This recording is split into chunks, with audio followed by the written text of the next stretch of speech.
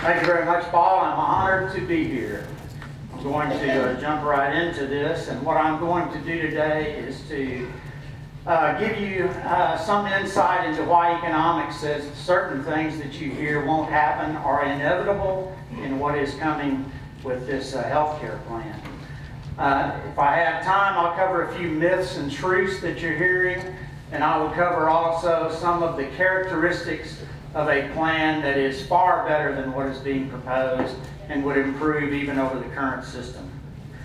The current motivation that you hear being professed is that health expenditures are rising too fast. And I won't stay long on this, but the top chart shows you how the per capita increases in health expenditures are rising much faster than the consumer price index, for instance. This is the Kaiser graph. You could show this many ways. This is the uninsured that is also being touted as one of the reasons why we have to have this plan, and you can see at 12.6 of them are the illegal aliens that are here, which are covered by this plan, and a number of others. But let me go on to say something about the rising cost, which is this boring looking graph. First of all, rising healthcare expenditures are not bad. Health is valued. The more wealthy we are, by golly, the more I want to spend on my health, which I value greatly. The second thing is the technology that has been introduced in the last 10, 20 years in America has made America the best health system, and it isn't cheap.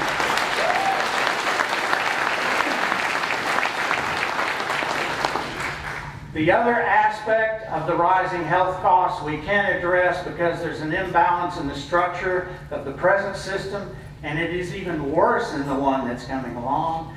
Paul Simpson addressed it a moment ago, and let me just say it very simply. The problem is with that's inducing health costs to rise more than they have to, is that when you go to the doctor and pay your $20 copay or whatever, you might be buying a $200 service. To you it's 20 bucks, and you choose whether or not to go because of the $20, not the $200. And that is partly due to the tax-driven employer-provided health insurance, which is also a huge problem when you get to the pre-existing conditions. Let me explain that real quickly because I'm going to the back end of what works here.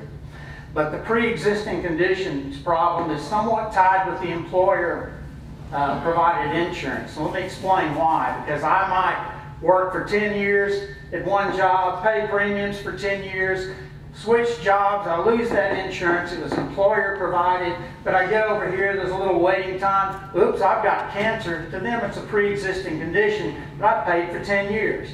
It's not a pre-existing condition. If we can each have our own health insurance and carry it with us,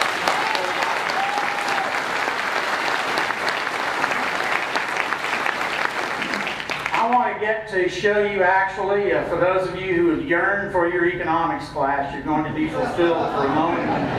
Because I want to show you some things that, in a way that you might have seen it in an economics class, to show you that what I'm going to say is not sloganeering. First of all, cost of healthcare, price times quantity.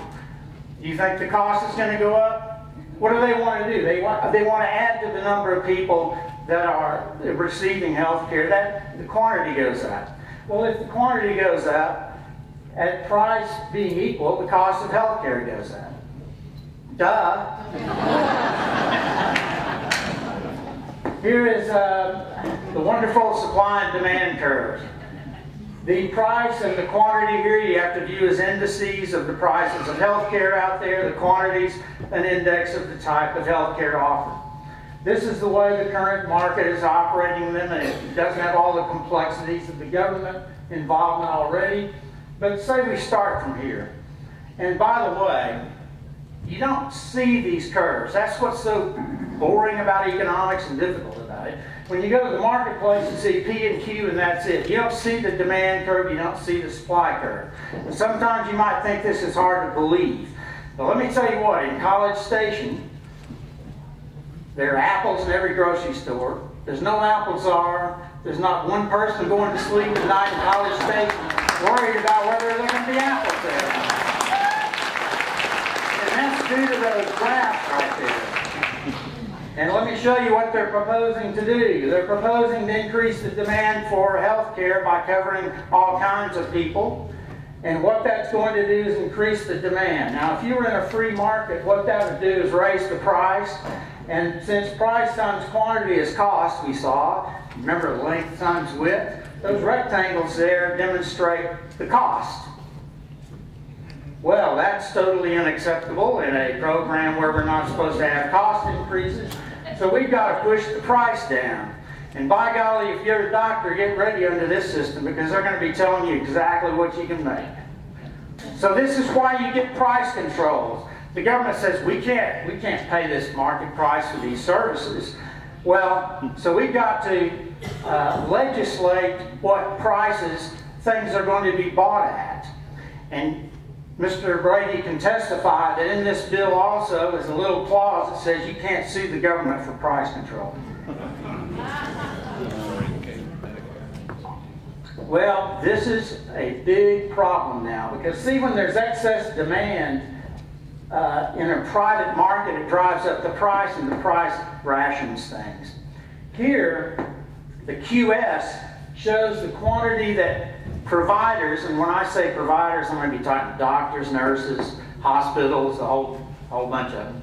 Providers are willing and able to supply, goes down to QS. However, when you're facing a price of 30 cents for a CAT scan, gee, I like a CAT scan today, so the excess demand is there at that low price. The problem is the quantity demanded can't possibly be satisfied with the quantity supplied, and you have a shortage.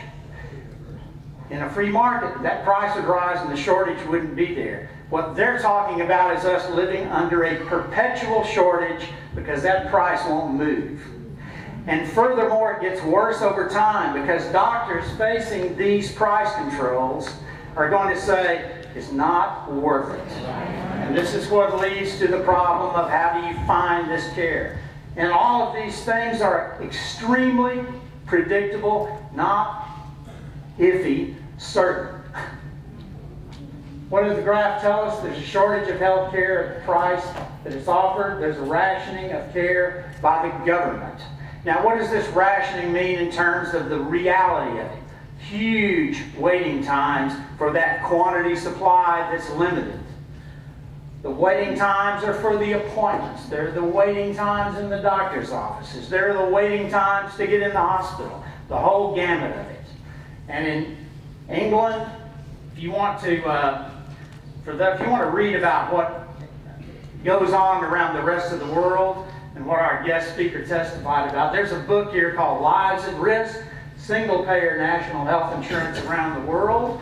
And what it says in this, it's a couple of years old, it says in the UK, of 60 million people, there are 1 million people waiting to get into a hospital right now. In New Zealand, a country that's beautiful, if the elderly wait on average 300 days and 400 days respectively for hip replacement and knee surgery.